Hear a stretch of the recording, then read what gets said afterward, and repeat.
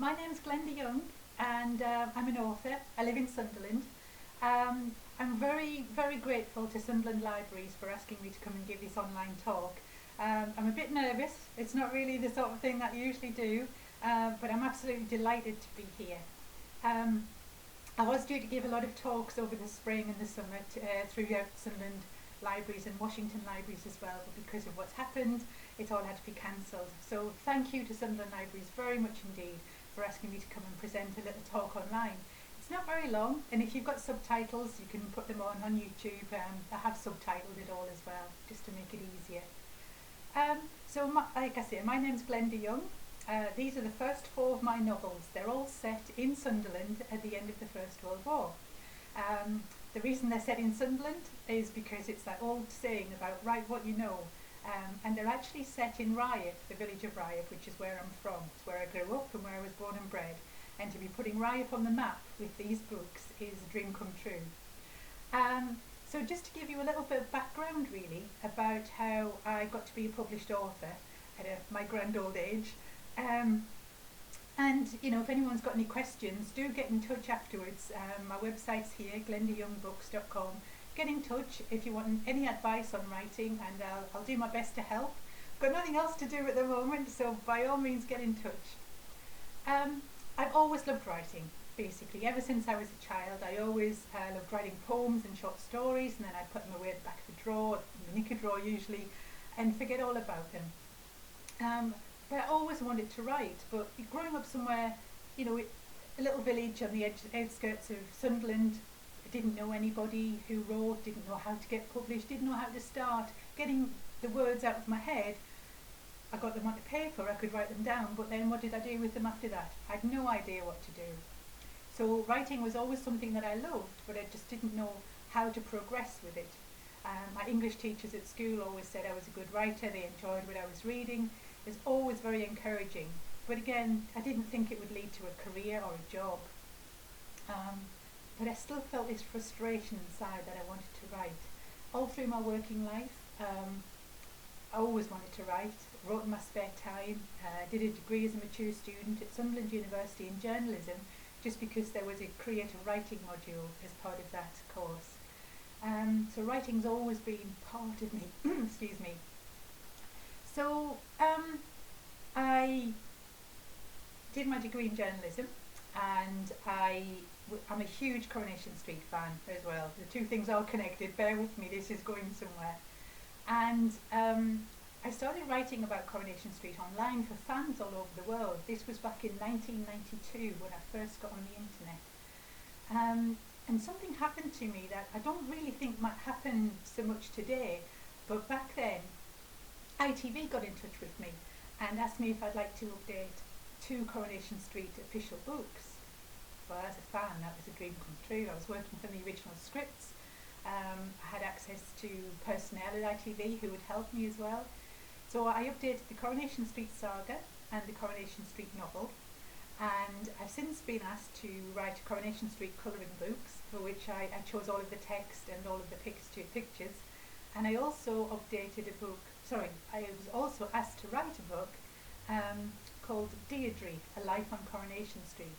And this was when the actress who played Deidre, Anne Kirkbride, when she sadly passed away in 2015.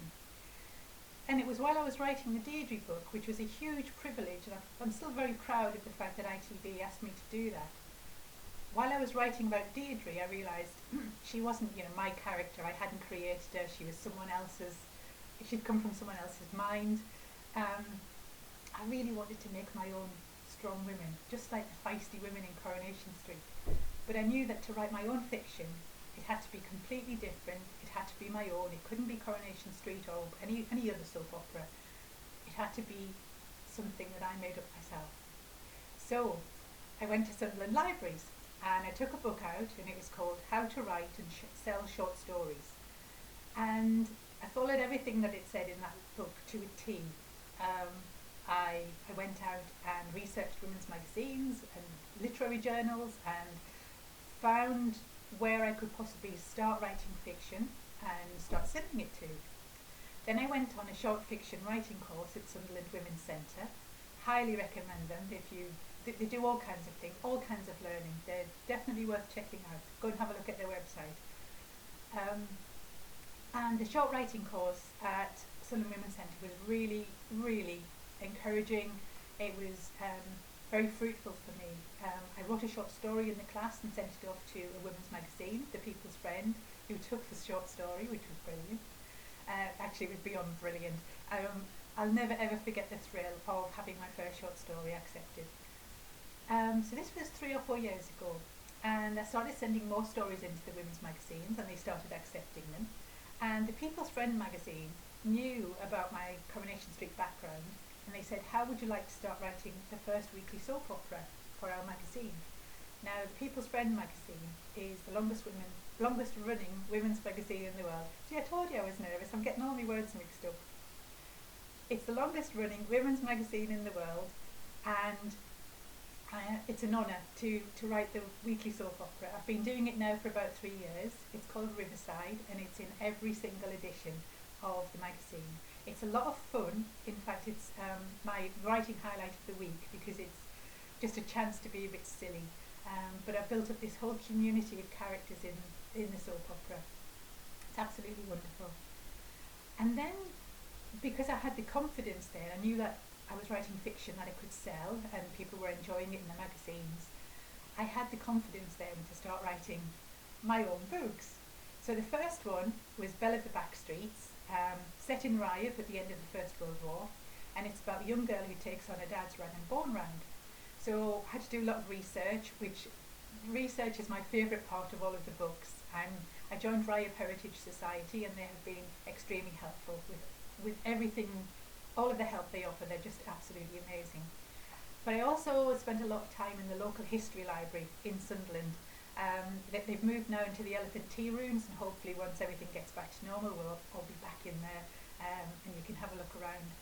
The local history library are really helpful. There's all kinds of books and access to maps and plans and photographs. The resources there are just amazing. So I really could not have written any of these books without the help of Sunderland Libraries. And again, it's Sunderland Libraries who got me started. And it's not the end of the story. So I was writing Belle of the Backstreets, and I had no idea if it was any good. I didn't know what really to do with it. So I went back to Sunderland Libraries. I sat in the library for a whole afternoon with a book from the shelf called The Writers and Artists Yearbook. And in that book there's lists of agents and publishers that you can send your work to. So you have a look for, say, in the case of my books, it was women's commercial fiction. So I had a look at all of the agents who dealt with that kind of work, picked out a few that I thought I liked the sound of, had a look at their websites, sent what I'd written of Belle of the Backstreets to one agent in London, and she got back to me immediately and said she absolutely loved it, and when could she read the rest of it. So I had to admit I hadn't written the rest of it, which you're not really supposed to do. You're supposed to send the whole book in. And she said, how much have you written? And I said, about 3 chapters. And she said, write me 5 chapters. And she said, I'll sell it for you. That was just the most amazing feeling. So she actually did. And not only did she sell the book before I actually finished writing it, but we had 3 publishers fighting over it as well.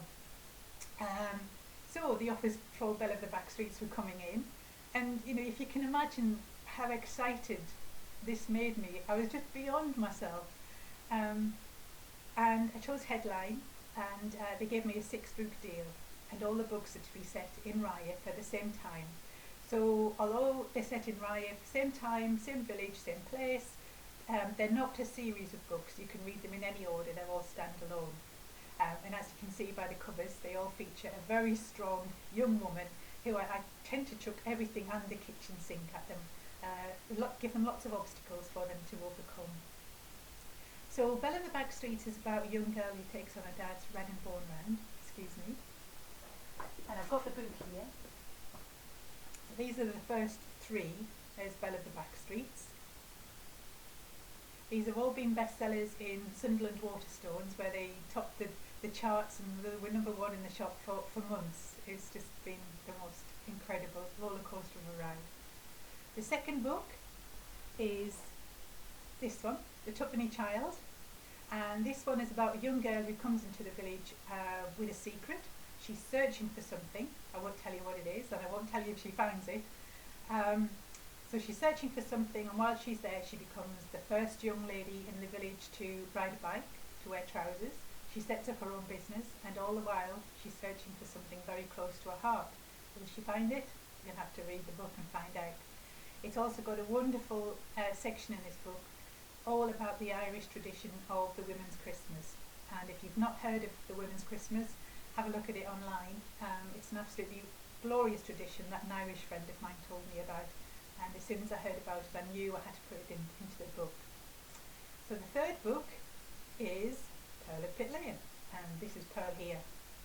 And Pearl of Pit Lane, a little bit darker in that she lives with her auntie, and her auntie works as a prostitute, working the back lanes and the back streets of Riot, and that's the sort of life that awaits Pearl. But Pearl has other ideas, and she tries to escape. With it being Riot, she doesn't get very far because I want all of the action kept in the village. It's a perfect soap opera setting, if you like. So Pearl runs from one end of Riot to another and tries to make her own life, but things don't go as planned. And then the fourth book that's published so far is this one, The Girl with the Scarlet Ribbon. And I don't have a physical copy of that one because it hasn't come out yet. It's out in ebook and audiobook, and the paperback comes out in October. And The Girl with the Scarlet Ribbon is set between Riot and Scarborough. And the reason I chose Scarborough is because I'm really, really fond of the place. It's very special to me, to my family and my husband. So it meant going down to Scarborough for a few days to research, which was wonderful. And The Girl with the Scarlet Ribbon, again without giving too many spoilers away, it starts at midnight, in the dead of night, in Riot Village, at one of the very large farmhouses. And there's a knock on the door at the farmhouse. The housekeeper opens the door, and she looks down to see a baby in a basket that someone's left there. She doesn't know who the baby belongs to or who's left it, and the only clue is that there's a scarlet ribbon tied around the handle of the basket. And that's all I'm going to say about that book. It's really, really wonderful. It's very dramatic. Actually, all of my books are. These are not soppy lasses. These are Riot girls. There's a lot about them. A lot of action, a lot of drama. A few tears, a little bit of romance. Like I say, I chuck everything at them. And they really are very dramatic reads. So if you've read them, or if you'd like to start reading them, I really, really hope that you enjoy them. There's going to be another 2 books coming from Headline, again set in Riot at the same time. Book 5 is called The Paper Mill Girl, and the Paper Mill Girl is a girl called Ruth who works at Hendon Paper Mill, lives in Riot. So I had to do a lot of research into the old paper mills of Sunderland. Again, local history library have been absolutely wonderful with the help there. And then the 6th book, we don't have a title for it yet, but I'm actually writing it at the moment in lockdown. I'm almost finished writing the first draft. So that's what I've been doing this morning, and I've been doing every single morning in lockdown. So basically that's me, I think, in a nutshell. I'm open to answering anybody's questions. If I can help you, I will. Getting published is tricky. It's difficult. And I know I've been very lucky, but if you believe in yourself, if you've got an idea that you think will sell, that you can approach an agent with, then go for it. And if you've got that frustration inside you that you know that if you don't write, how hard that is for you, just do it. Just write and write and write. Never give up. I think I'm living proof of that. So keep writing, never give up. Use the libraries, you can use them online, and thank you very much to Sunderland Libraries. Thank you. Bye bye.